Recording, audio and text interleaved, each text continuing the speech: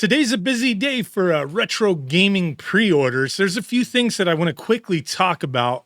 Couple from RetroBit and then one from Retro Fighters. But first up, RetroBit. They're constantly putting out like retro games for NES, Super Nintendo, Game Boy, Sega Genesis, and I think it's awesome.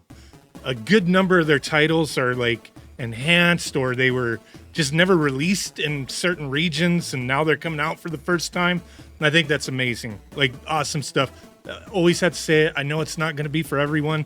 If it's not for you, whatever. Move on. This kind of stuff is for me.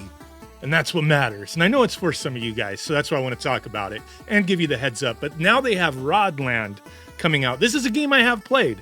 I've played the arcade version of this via, emulation in the past, right? But I do appreciate some physical cartridges. It's something I haven't been able to let go of.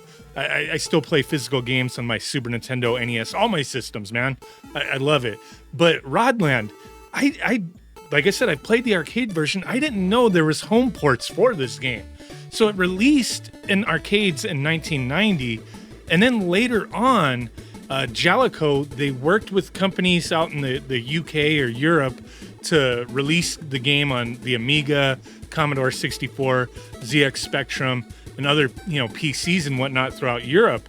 And in the US, didn't really seem like we got anything, right? So in 1992, they did a NES and a Game Boy port, but it seems like they were limited to being released in Italy, the Netherlands, and Spain, maybe a few other regions. So it's a game that it flew under my radar. I didn't know about it, and this is the first time hearing about it with this press release from RetroBit and these videos and information I'm sharing with you guys. It's possibly a thing where the game just didn't release in North America because Super Nintendo was out, or whatever.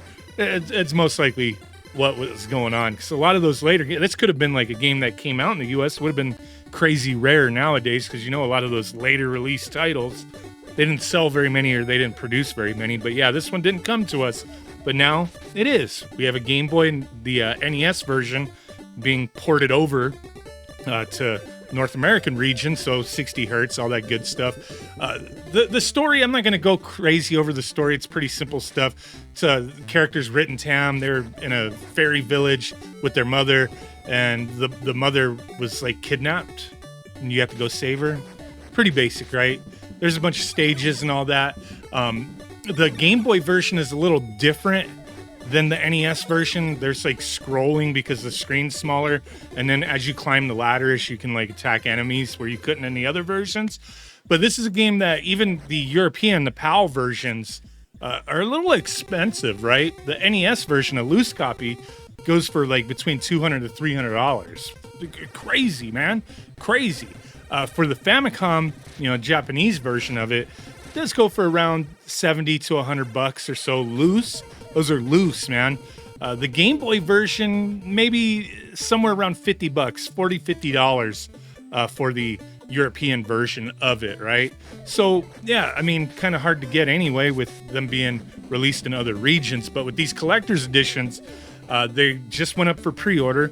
You can get the NES version or the Game Boy version. The pre-orders last until, let me find the date.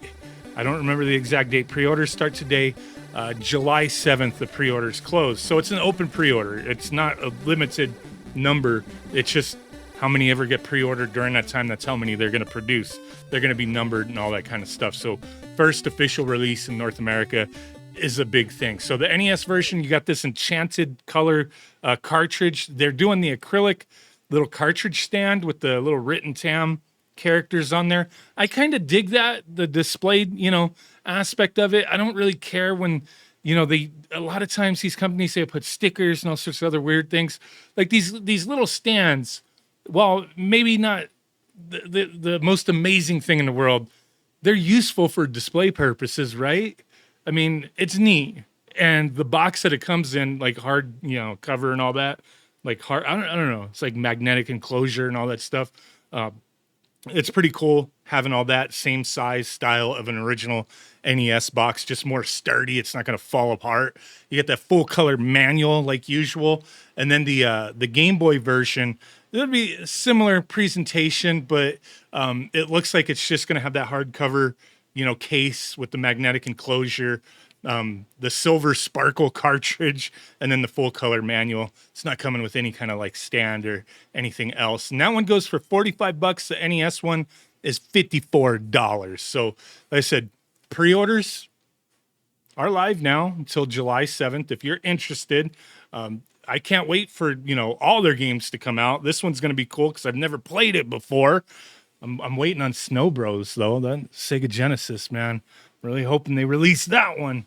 Oh, my God. Go all out on that one. But, okay, the next thing I wanted to talk about.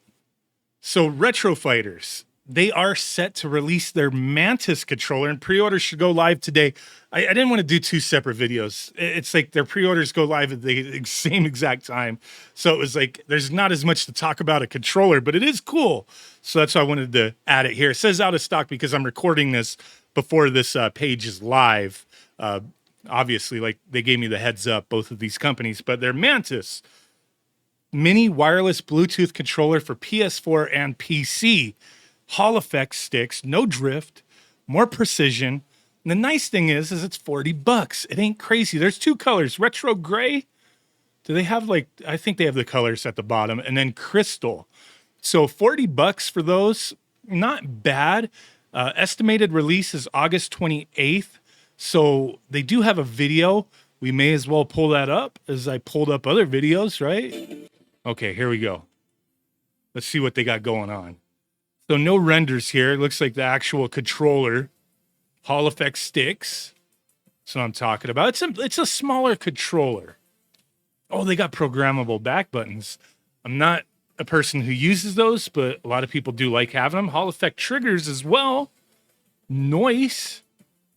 Adjustable trigger stops for short and long. Oh. Well, you could tell I didn't look through this completely before recording it. I never even watched this video. My bad. But that's cool. That's cool. Okay, let's get out of that. So mini-size Bluetooth controller for PS4 and PC. Small in size, big in features. Hall effect sensors, programmable back buttons, LED indicator bar and the touchpad. So that's nice. Built-in gyro, speakers, and more. Stick it to them. This looks like it might be one of their best ones. Hoping the D-pad's solid. Sounds like the analog sticks are going to be solid. Hoping the D-pad's solid. Obviously, the buttons, they can't use an exact circle, triangle, square, and X, cross, whatever. Because then Sony will be like, hey, that's copyright infringements here. Everybody's got to do their own take on the basic shapes on a button, right? Item dimensions. Here's a better idea. 7 ounces, 6 by 3 by 2.7 inches. Length, width, and height. So that's a little fella. It's a little fella. Okay. It's going to have the controller in the box, quick start manual, and the USB charge cable. No more keychains. Happened to the keychains, man. But there you go. I'll put links to, all the information down below if you're interested. Thanks for watching. Bye.